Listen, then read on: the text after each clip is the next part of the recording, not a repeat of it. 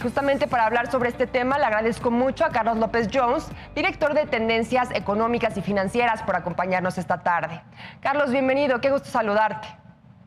Raquel, como siempre, a tus órdenes.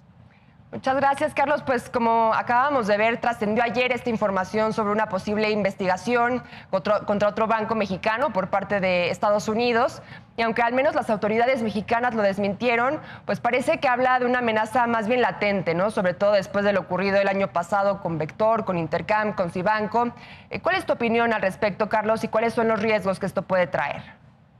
A ver, punto número uno, los bancos mexicanos en general están muy bien capitalizados, por encima del 11% cada uno. Recordar que la norma internacional es 4%, entonces 11% habla de una muy buena capitalización de los bancos mexicanos. Pero el año pasado no fue un tema de capitalización lo que quebró a estos dos bancos, sino precisamente que algunos integrantes del crimen organizado en Estados Unidos declararon que habían utilizado estos bancos y casa de bolsa para hacer operaciones, triangular operaciones México, Estados Unidos, China, y eso provocó sanciones. ¿Qué pasaría en este caso? Bueno, pues si vuelve a suceder que algún integrante del crimen organizado en Estados Unidos señala que utilizó, además de esas instituciones, otras instituciones mexicanas, y la autoridad norteamericana así lo comprueba a través de investigaciones que se llevan a cabo con las autoridades mexicanas, pues podríamos ver algún tema de confianza en la institución que se señale. Te comento algo. Cuando depositamos nuestro dinero en el banco no tiene nuestro dinero porque a su vez se lo presta a alguien más. Entonces, cuando más del 20% de los ahorradores de cualquier banco saca su dinero rápidamente, se llama crisis de confianza, quiebra el banco. Eso fue lo que realmente le pasó a estos dos bancos en México, que sin la confianza de los ahorradores, pues ya se quedaron sin dinero, ¿no? Entonces, por el momento, como dicen las autoridades norteamericanas no les han pedido reportes de ningún banco. ¿Cómo pasaría? En Estados Unidos se llevan a cabo estas declaraciones ante la DEA, ante la CIA, ante el FBI. Ellos informan a la autoridad norteamericana, la autoridad norteamericana le pide a la mexicana, la autoridad mexicana le pide a los bancos y es como se triangula la información. Dice la autoridad mexicana que por el momento eso no pasa. Así es, Carlos, y como destacas, hay al menos dos capas, ¿no? Por un lado está el impacto que esto puede tener en la relación bilateral en términos de confianza y obviamente pues de cara a la revisión del TEMEC, pero por otro lado es muy importante cómo nos puede afectar como mexicanos, ¿no? Estaba viendo justamente este video que publicaste en tu Substack, en donde comentas que no hay recursos suficientes, sobre todo del IPAB, para garantizar recursos de los ahorradores en caso de que se haya investigaciones contra grandes bancos. Entonces me gustaría que nos platicaras un poco sobre los riesgos que esto conlleva para nosotros como ahorradores. En términos generales, el IPAB, el Instituto de Protección del Ahorro Bancario, protege las cuentas de los ahorradores hasta por 3.2 millones de pesos y tiene activos por 120,000 millones de pesos para hacer frente a cualquier quiebra bancaria.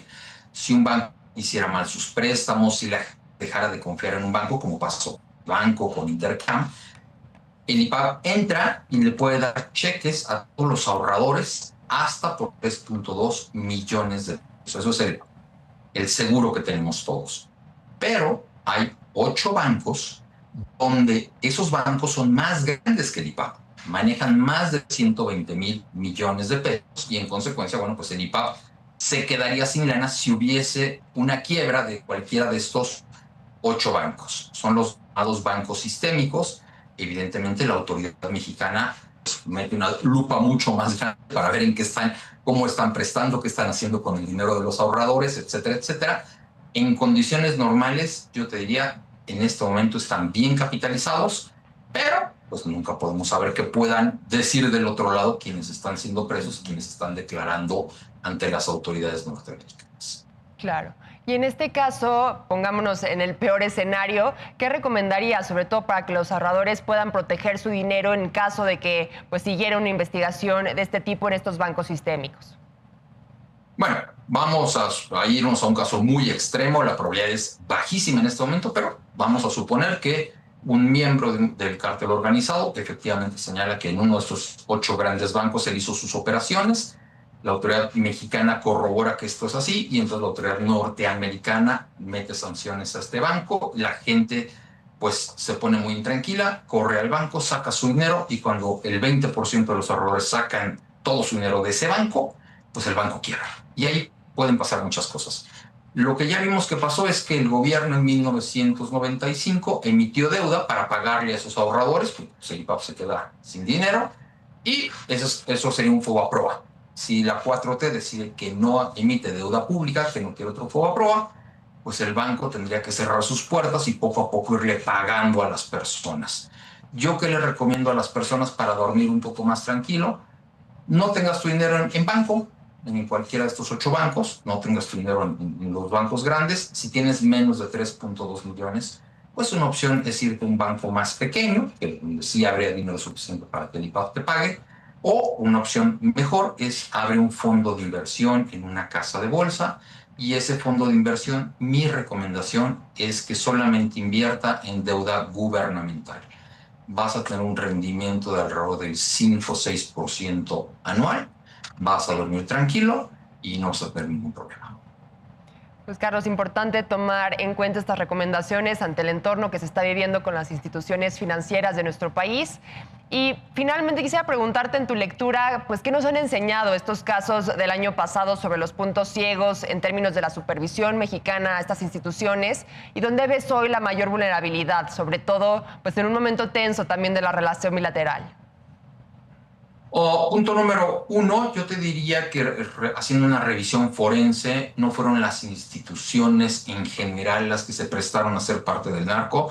Fue como ha sucedido en muchos casos, algunos elementos dentro de las instituciones que se trajeron clientes que no tenían que haber traído.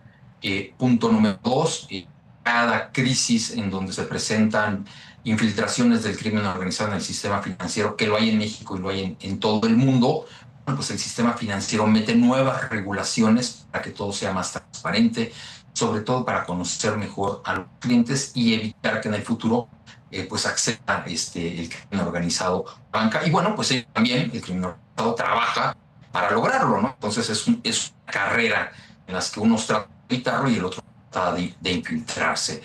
Creo que en los próximos 2 meses que nos quedan para la revisión del TEC, la presión va a aumentar en diversos sentidos y bueno, pues habrá que tener calma, ¿no? Paciencia, y sí, les recuerdo a todos que si están intranquilos, bueno, pues hay que abrir una cuenta en un fondo de inversión que únicamente opere gubernamental.